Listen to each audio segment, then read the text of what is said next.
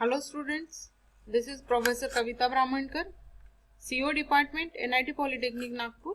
Welcomes you to the online lecture series of subject Computer Networking and Data Communication. Today's topic is 5.6 Network Address Translation, that is NAT. Learning outcomes. After watching this video, you will be able to describe the term NAT, state the types of NAT, and state advantages and disadvantages of NAT. Course outcome that is going to satisfy by this unit is CO5. Configure the network component and assign IP address. And program outcomes, those are going to satisfy are PO1, PO4, PO6 and PO7. Prerequisite to this topic is you should know the Internet Protocol and IPv4 address as well as format of IPv4 header. Now, what is NAT? NAT stands for Network Address Translation. So, NAT translates the IP address of computers in a local network to a single IP address. This address is often used by the router that connects the computers to the internet. What is the role of NAT? अब NAT क्या करेगा कि यहाँ पे लिखा है network address translation. तो जो भी एड्रेस है उसको ट्रांसलेट करने का काम करता है, लेकिन कौन सा एड्रेस ट्रांसलेट करेगा? जो भी हमारे कंप्यूटर का आईपी एड्रेसेस है और अगर हम लोकल नेटवर्क में हैं तो सिंगल आईपी एड्रेसेस में वो पूरे एड्रेसेस को ट्रांसलेट करने का काम करेगा नेटवर्क एड्रेस ट्रांसलेशन. जो मीन्स ये जो टर्म है वो. So this address is often used by the router that connects the computers to the internet. So ये टर्म कौन यूज करेगा? हमेशा राउटर के लिए ये टर्म हमेशा यूजफुल रहेगी कि जितने भी हमारे नेटवर्क में कंप्यूटर्स है उन कंप्यूटर को एक सिंगल आईपी एड्रेस असाइन करना. ओके, मीन्स जो भी एड्रेसेस है उनको एक सिंपल एड्रेस असाइन करना, that is address of router समझो. Okay, so that is called network address translation. The router can be connected to a DSL modem, cable modem, T1 line और even a dial-up modem. So इतने सारे चीजों से हम हमारा router connect कर सकते हैं. When other computers on the internet attempt to access computer within the local network, they only see the IP address of the router. Means network address translation का यूज करके normally what is the summarization of this? The NAT का use करके हम जो security है वो maintain कर सकते हैं. ओके, क्योंकि अगर बाहर के नेटवर्क का कोई जो कंप्यूटर है या आईपी है वो हमारे नेटवर्क को एक्सेस करने का अगर ट्राई करता है बाहर के नेटवर्क का यूजर, तो उसको सिर्फ किसका एड्रेस दिखाई देगा? सिर्फ राउटर का एड्रेस दिखाई देगा. और राउटर्स से उस नेटवर्क में जितने भी कनेक्टेड कंप्यूटर्स है उनका आईपी एड्रेस नहीं दिखाई देगा, क्योंकि उन सभी आईपी एड्रेसेस को हमने सिर्फ सिंगल आईपी एड्रेस में कन्वर्ट किया है जो कि हमने राउटर को असाइन किया है.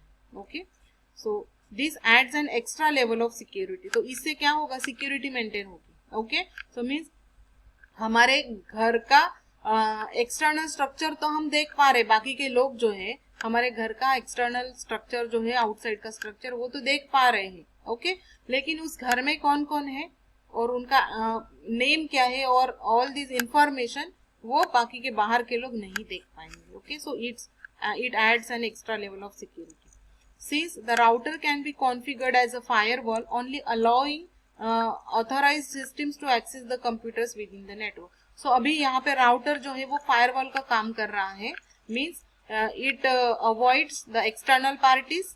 ओके, सो एक्सटर्नल पार्टीज को, एक्सटर्नल यूजर्स को वो अवॉइड कर रहा है या ऑथराइजेशन नहीं दे रहा है, इसीलिए यहाँ पे सिक्योरिटी मेंटेन करेगा. And it just acts like a firewall. Let's say that there is a laptop connected to a home router. हमारे घर में एक राउटर है, उससे लैपटॉप कनेक्टेड है. Someone uses the laptop to search for directions to their favourite restaurant. और अगर हम रेस्टोरेंट में जाने के लिए डायरेक्शन सर्च कर रहे हैं, the laptop send this request in a packet to the router. अब हमारे लैपटॉप से रिक्वेस्ट जाएगी पैकेट के फॉर्म में. ये हमारी रिक्वेस्ट जाएगी, किसको जाएगी? राउटर को जाएगी. Which passes is along to the web. और वो www पे हमारी जो रिक्वेस्ट है वो फॉलो हो जाएगी, जो भी हम वेबसाइट का एड्रेस देंगे. But first the router changes the outgoing IP address from a private local address to public address. अब हमारा राउटर क्या करेगा? जो भी हमारा प्राइवेट आईपी एड्रेस है उसको पब्लिक एड्रेस में कन्वर्ट करेगा। ओके, सो चेंज करेगा हमारा private IP address public address में चेंज करेगा हमारा router. So if the packet keeps a private address, the receiving server won't know where to send the information back to. This is akin to sending physical mail and requesting return service but providing a return address of anonymous. So अभी अभी अगर हम private address अगर packet में अगर रखते हैं तो रिसीविंग सर्वर को पता नहीं चलेगा कि इंफॉर्मेशन कहाँ सेंड करनी है back. Okay, so by using NAT, the information will make it back to the laptop using the router's public address, not the laptop's private one. तो ऐसे हो सकता है कि उस साइट से हमारे इसमें कुछ एरर आ जाए, हमारे आईपी एड्रेस अगर हम प्राइवेट आईपी एड्रेस प्रोवाइड करते हैं तो उस साइट से या उस पर्टिकुलर एड्रेस से हमारे एड्रेस पे कुछ एरर आ जाए या फिर कोई वहाँ पे इंट्रूडर बैठा हो। Okay, we don't know what happens in networking. So इसीलिए हमारा राउटर का जो आईपी एड्रेस है पब्लिक आईपी एड्रेस, अब उस पे आएगा जो भी हमने क्वेरी डाली थी वो return back to router's public address, और वो लैपटॉप के प्राइवेट एड्रेस पे नहीं आएगा। देन हमारा राउटर क्या करेगा, उस पब्लिक एड्रेस को फिर से हमारे प्राइवेट आईपी पे कन्वर्ट करेगा और देन राउटर खुद वो जो डेटा है या पैकेट है हमको सेंड करेगा। तो इस तरह से router is performing the role of mediator for the reason of security. So there are 3 types of NATs: static NAT, dynamic NAT and PAT, that is called port address translation. It is always called as PAT. So what about static NAT? When the local address is converted to a public one, this NAT chooses the same one. This means there will be a consistent public IP address associated with that router or NAT device. जो कोई भी local address है उसको अगर public में convert करते हैं और कंसिस्टेंटली वही पब्लिक एड्रेस रहता है हमारे पास, ओके, उस particular NAT device, then it is called static NAT. In this, a single unregistered means private IP address is mapped with a legally registered IP address, that is 1-to-1 mapping between local and global address. Means जो कोई भी private IP address है वो हमेशा एक ही address से अगर map होता है या टाइप होता है सो उसको हम बोलेंगे स्टैटिक मैप। ओके, और 1-to-1 वहाँ पे मैपिंग होंगी, that is from private to public, और we can say it is local to global. This is generally used for web hosting. These are not used in organizations as there are many devices who will need internet access. To provide internet access, the public IP address is needed. Suppose if there are 300 devices, 3000 devices who need access to the internet, the organization have to buy 300 public addresses. That will be very costly. Okay. तो ये हम single IP address क्यों provide करते हैं हमारे router को? Suppose किसी organisation में 3000 एम्प्लॉय है और more than 3000 employ we can consider, और हर एक डिवाइस को इंटरनेट तो सर्व करना है। ओके, तो लेकिन हम 1-to-1 मैपिंग करेंगे हर एक डिवाइस के लिए, हर एक पब्लिक एड्रेस अगर जनरेट करेंगे तो ऐसे हमको 300 पब्लिक एड्रेसेस लेने पड़ेंगे। ओके, बाय करना पड़ेगा, एंड पब्लिक एड्रेसेस को लेना that is very costly. To buy public addresses is very costly. That is why हम क्या करेंगे, जितने भी नेटवर्क में डिवाइसेस है उनको एक पब्लिक एड्रेस के साथ टाई अप करेंगे और हमेशा वही कंसिस्टेंट, हमेशा वही पब्लिक एड्रेस हम यूज करेंगे to serve the net. Okay, so this is called static. Static means constant.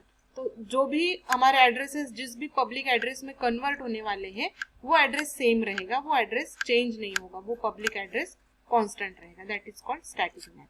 Then dynamic NAT. Instead of choosing the same IP address every time, this NAT goes through a pool of public IP addresses. This results in the router or NAT device getting a different addresses each time the router translates the local addresses to public address. अब ये just static के opposite है. वहां पे हर एक time हम एक ही public address use करते थे, लेकिन यहाँ पे डायनामिकली हमारा जो पब्लिक एड्रेस है, पब्लिक आईपी एड्रेस, वो चेंज होता जाएगा. ओके, तो थोड़े थोड़े टाइम के बाद वो आईपी एड्रेस जो है वो चेंज होता जाएगा. So in this type of NAT, an unregistered IP address is translated into a registered IP address. Okay, means private address public address में चेंज होगा, लेकिन बहुत सारे पब्लिक आईपी एड्रेसेस की लिस्ट रहेगी, उनमें से डायनामिकली कोई भी आईपी एड्रेस हम वहां से पिक करेंगे. If the IP address of pool is not free, then the packet will be dropped as an only a fixed number of private IP address can be translated to public addresses. अगर available नहीं है वहाँ means free नहीं है कोई भी IP public IP address, तो हमको वो नहीं एलोकेट किया जाएगा. ओके, मीन्स डायनामिकल एलोकेशन है होगा. जैसे ही उस पुल में कोई आईपी एड्रेस ऐड होता है जो कि फ्री है, तो वो डायनामिकली फिर हमको एलोकेट किया जाएगा.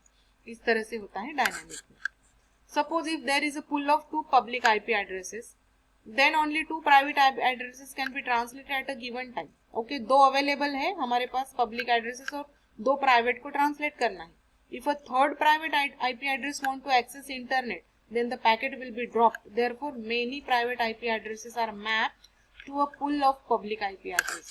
लेकिन अभी थर्ड को भी इंटरनेट एक्सेस करना है तो उसको भी थर्ड एड्रेस लगेगा, तो थोड़ी देर के लिए उसको हम ड्रॉप करेंगे. जब तक इन दोनों में से कोई एक फ्री नहीं हो जाता है तब तक उसको हम ड्रॉप करेंगे. Okay, so NAT is used when the number of users who want to access the internet is fix. अगर हमको पता है कि कितने सारे यूजर्स इंटरनेट का एक्सेस करने वाले और हमारे पास कितने सारे पब्लिक आईपी एड्रेसेस फ्री हैं, एट दैट टाइम हम डायनामिक NAT यूज करेंगे. This is also very costly as organization have to buy many global IP addresses to make a pool. Okay, तो ये भी कॉस्टली है क्योंकि हमको number of IP addresses public IP addresses लगने वाले हैं. Now port address translation. It is a type of dynamic NAT, but it bands several local IP addresses to a singular public one. ये हम band करके रखेंगे कि number of private IP addresses to a singular public one. Organization that want all their employees activity to a singular IP address use a PAT. Suppose कोई organisation है और उनको internet सर्व करना है, तो वो एक पर्टिकुलर आईपी एड्रेस को टाई करके रखेंगे, लेकिन वो in the form of PAT रहेगा. ओके, तो सिंगुलर आईपी एड्रेस रहेगा लेकिन वो डायनामिकली उसको यूज कर पाएंगे. Often under the supervision of network administrator. और पैट के मॉनिटरिंग के लिए नेटवर्क एडमिनिस्ट्रेटर और कोई सुपरवाइजर होना जरूरी है. इसको हम NAT ओवरलोड भी बोल सकते हैं.